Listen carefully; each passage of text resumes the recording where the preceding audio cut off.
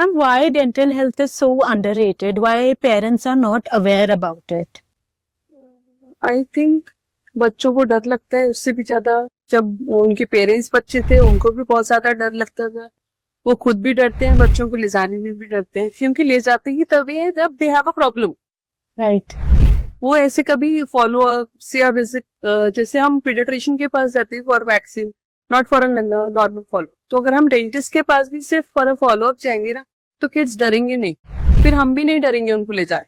That is what I'm asking कि why we are not aware. जैसे हम जब बेबी बॉर्न होता है हॉस्पिटल में, हमको पता होता है कि हमको इस दिन विजिट के लिए जाना है for the checkups, but no one tells then when we should take our children for the dental checkup, at what age? See, book says कि when the first tooth erupts in the oral cavity, you should go. Okay. But तब कोई नहीं ले जाता 6 months में। They think कि 1 ही tooth आया, उसको ब्रश भी नहीं करना है, उसको ले जाना। So this is not possible कि आपको मैं बोलूंगी कि 1 tooth आ गया और आप ले जाओ, नहीं लेते। But by the age of 1, at least 1 visit should be there.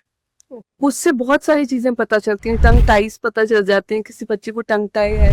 What is tongue? Sorry to interrupt, but what is tongue tie? Tongue tie when the tongue is attached to the floor of the mouth. Okay. सो उससे क्या होता है, latching में problem है, बच्चा दूध नहीं P पाता अच्छे से। ठीक है, फिर जब फीडिंग कराते हैं वो भी नहीं हो पाता, ईटिंग कराते हैं वो भी नहीं हो पाती। टंग हमारी फ्लोर ऑफ द माउथ की से ऊपर टच नहीं होगी, पैलेट में तो कुछ वर्ड्स नहीं निकलेंगे। ये सारी चीजें क्या, बच्चा छोटा होता है तो releasing of tongue tongue is also easy, फिर बड़ा हो जाएगा तो फिर इट इज बिकम। ये सारी चीजें क्या जनरल लोगों को पता नहीं होती, पीडियाट्रिशियंस को पता होती है पर वो उसको इतना इम्पोर्टेंस नहीं देते। So do you think that in hospital there should be a segment when the babies are born? Parents should given this all this knowledge. Yes. So there should be a team when pediatrician is there and the child is referred to a NICU after the birth. वहीं पीडियोडोंटिस्ट भी होना चाहिए ये सारी चीजों को बता। By NICU you mean? NICU means neonatal ICU. Oh, Just okay. Yeah. Right. Birth के बाद for all the test and everything, तो इसमें भी ट्रांसफर करना चाहिए। नेटल एंड नियोनेटल टीथ भी बहुत कॉमन है आज से, जो 30 डेज से पहले ही बच्चों में आते हैं बाय बर्थ।